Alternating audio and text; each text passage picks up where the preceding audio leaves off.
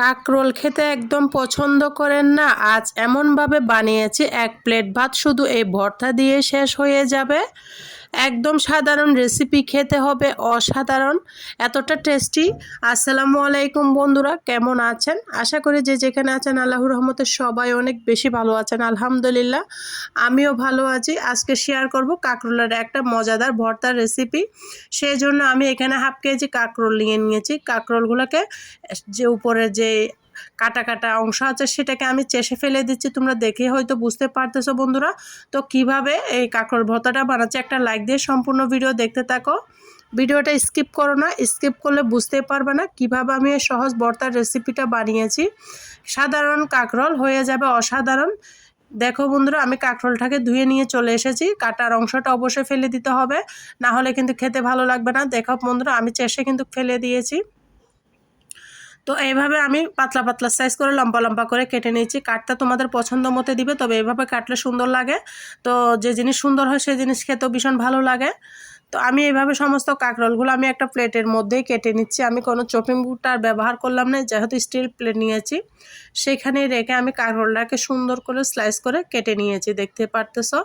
প্রিয় বন্ধুরা, যারা ভিডিও দেখতে দেখতে এতটুকু এসে গেছে, একটা লাইক দিতে ভুলে গেছে, প্লিজ বন্ধুরা একটা লাইক দিয়ে ভিডিওটা শেষ পর্যন্ত দেখার অনুরোধ রইল। শেষেই ভর্তাটার অনেক বেশি মজা হবে, কি দিলে সেটা আমি বলে দেবো, তোমরা দেখতে থাকো। কাঁকরোলগুলো কেটে আমি চলে এসেছি সোজা কিচেনে, তোমাদেরকে সাথেই নিয়ে কিচেনে চলে এসে দিয়ে দিলাম সামান্য পরিমাণের হলুদের গুঁড়া আর দিয়ে দিয়েছি স্বাদ মতো লবণ। হলুদটা তোমরা চাইলে স্কিপ করতে পারো, তবে হলুদটা দিলে আমার কাছে কালারটা সুন্দর লাগে, তাই আমি হলুদটা ব্যবহার করেছি।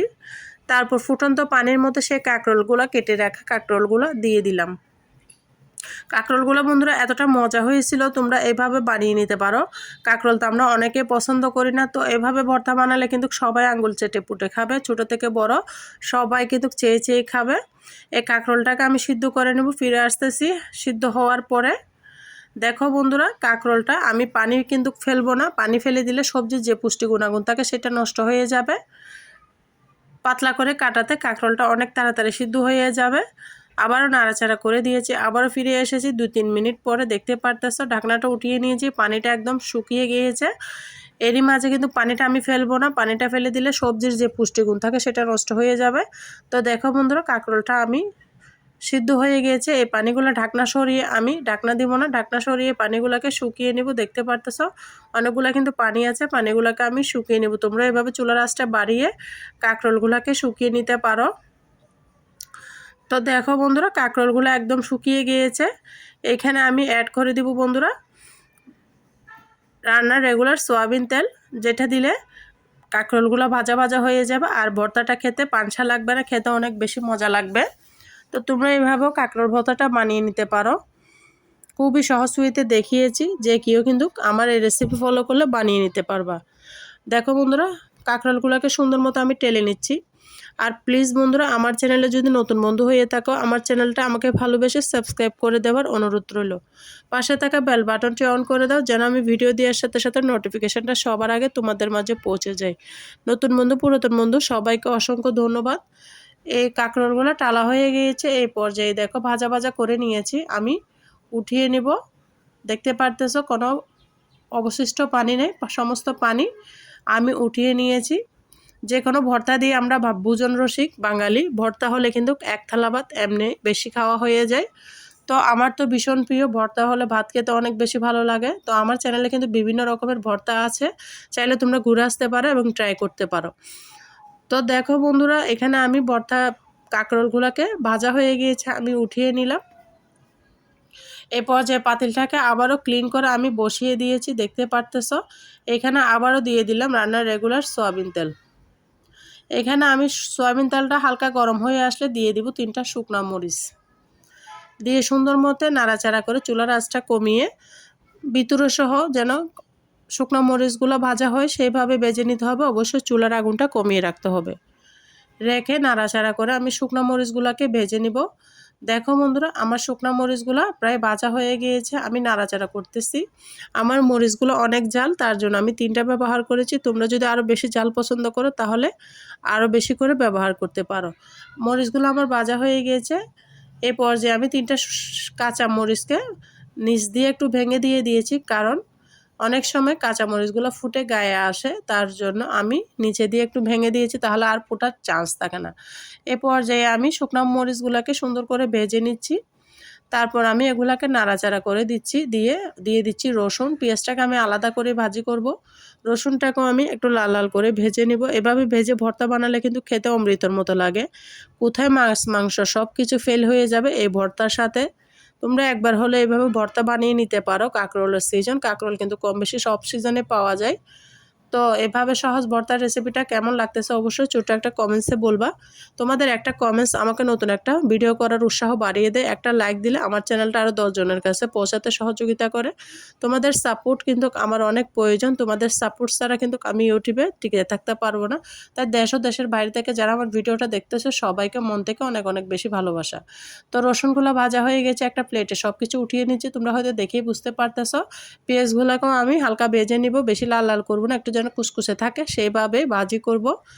ভাজা হয়ে নিচ্ছে, তেল খুবই সামান্য তেলের মধ্যে আমি পেঁয়াজটাকে নাড়াচাড়া করে ভেজে নিচ্ছি। তোমরা হয়তো দেখেই বুঝতে পারতেছ। তো আমার পেঁয়াজটাও ভাজা হয়ে গিয়েছে। এই পর্যায়ে আমি পেঁয়াজটাকেও উঠিয়ে নিব। দেখো বন্ধুরা, ভাজাভাজি হয়ে গিয়েছে। বেশি ভাজি করব না, যেন মুখে একটু কামড়ে পড়ে সেই পর্যন্ত আমি ভাজি করেছি। আমি উঠিয়ে নিচ্ছি এই চামচের সাহায্যে পেঁয়াজগুলোকে। দেখো বন্ধুরা, উঠিয়ে নিলাম। তো তোমরা কীরকম ভর্তা পছন্দ করো অবশ্যই আমাকে কমেন্টসে জানাবা। তো এরকম যদি কোনো রকম ভর্তা চাও অবশ্যই সেটাও জানাবা, তাহলে আমি তোমাদের সাথে নিয়ে হাজির হব ইনশাল্লাহ। তো এখানে অল্প একটু লবণ দিয়ে শুকনো মরিচগুলোকে বটো পালিয়ে আমি হাত দিয়ে কষলে নেব। এটা হাত দিয়ে কষলিলে পারফেক্টভাবে কষলানো যায়। দেখতে পারতেছো একদম মিহি হয়ে গিয়েছে। এটা হচ্ছে চুলার আঁচটা কমিয়ে ভালো করে ভাজার কারণে হচ্ছে তোমরাও এভাবে চুলার আঁচটা কমিয়ে ভেজে নিবা। তো কাঁচা মরিচগুলোকেও আমি সুন্দর করে ভেজে নিচ্ছি। ভেজে এভাবে নিয়েছি। তো নিয়ে আমি এখানে কষলিয়ে নিচ্ছি। লাল মরিচের সাথে দিয়ে দিব রসুন। রসুনটাকেও আমি পিষুনি দিয়ে ভালো করে পিষিয়ে নেব, একদম মিহি করে নেব। দেখো বন্ধুরা, হয়ে গিয়েছে। এ পর্যায়ে আমি কাঁকরোলগুলো ঢেলে দিচ্ছি। আর আমার কথার মাঝে যদি কোনো ভুল ত্রুটি হয় সবাই আমাকে ক্ষমার দৃষ্টিতে দেখো বন্ধুরা। তো এভাবে কাঁকরোল ভর্তা বানালে কিন্তু কোনো বিচিও মুখে পড়বে না। তোমরা চাইলে শিলপাটার মধ্যে বাটি নিতে পারো বা হাত দিয়ে কষলে নিতে পারো। আমরা বিচির জন্য কাঁকরোল খাইতে চাই না বা অনেকজন পছন্দ করে না। তো এইভাবে বানালে যারা কাঁকরোল পছন্দ করে না তারাও কিন্তু চেয়ে পুয়ে চেটে পুটে খাবে, এতটা মজা হয় গরম ভাতের সাথে। যদি এরকম একটা ভর্তা থাকে তাহলে কিন্তু যে পছন্দ করে না সেও চেয়ে চেয়ে খাবে, এতটা মজা। আর সাথে যদি এক ফালি লেবু থাকে তো আর কোনো কথাই নেই। আমি দেখতে পারতেছ পিছনে দিয়ে ভালো মতো পিষে নিচ্ছি। আর কে কোথা থেকে আমার ভিডিওটা দেখতেছো অবশ্যই ছোট্ট একটা কমেন্টসে আমাকে জানাবা, তাহলে আমি তোমাদের সবাইকে ধন্যবাদ জানাতে পারবো। আর ভিডিওটা যদি কোথাও ভালো লাগে ফ্রেন্ডস এবং ফ্যামিলির মাঝে আমার ভিডিওটা শেয়ার করে দেওয়ার অনুরোধ রইল প্রিয় আপুরা ভাইয়ারা। তোমাদের একটা শেয়ারে আমার প্রিয় আপুদের ভাইয়ারদের অনেক কাজে আসবে। তো সবাইকে অসংখ্য ধন্যবাদ। আর যারা একটা লাইক দিতে ভুলে গিয়েছো প্লিজ বন্ধুরা, ভিডিওর এতটুকু এসে গেছে, একটা লাইক দিয়ে শেষ পর্যন্ত থাকার অনুরোধ রইল। আর যদি ভিডিওটা কোথাও ভালো লাগে আমাকে ভালোবেসে আমার চ্যানেল সাবস্ক্রাইব করে থাকার অনুরোধ রইল। তো পিছনে দিয়ে সুন্দর মতো আমি পিষে নিয়েছি, দেখতে পারতেছস। লবণ দিয়ে দিচ্ছি, দিয়ে আবারও পিষে নিচ্ছি। পেঁয়াজগুলো সহ আমি পিষে নিয়েছি। তো এভাবে মজা করে ভর্তা বানালে যারা পছন্দ করে না তারাও কিন্তু পছন্দ করে খাবে। এ পর্যায়ে আমার ভর্তাটা বানানো হয়ে গিয়েছে, দেখে হয়তো তোমরা বুঝতে পারতেছ। পরিবেশন করে দেখিয়ে দিব কেমন হয়েছে আমার ভর্তাটা। সরিষার তেলটা দিয়েছি, মোস্ট ইম্পর্ট্যান্ট হচ্ছে এখানে বেশি করে সরিষার তেল দিতে হবে, না হলে কিন্তু কি ভর্তাটা পানসা লাগবে খেতে। সরিষার তেলটা দিয়ে মাখিয়ে নিচ্ছি। মাখিয়ে নিয়ে তোমাদেরকে পরিবেশন করে দেখিয়ে দিব আমার কাঁকরোল ভর্তাটা কেমন হয়েছে। এতটা মজা হয়েছিল বন্ধুরা, খাওয়ার পরে বয়সটা দিয়েছে আসলে। তোমরা একবার হলে এভাবে কাঁকরোল ভর্তাটা বানিয়ে খাবা আর আমাকে কমেন্টসে জানাবা। তোমরা যারা আমার সাথে এতক্ষণ পর্যন্ত আছো সবাইকে অসংখ্য ধন্যবাদ। সবাই ভালো থাকো।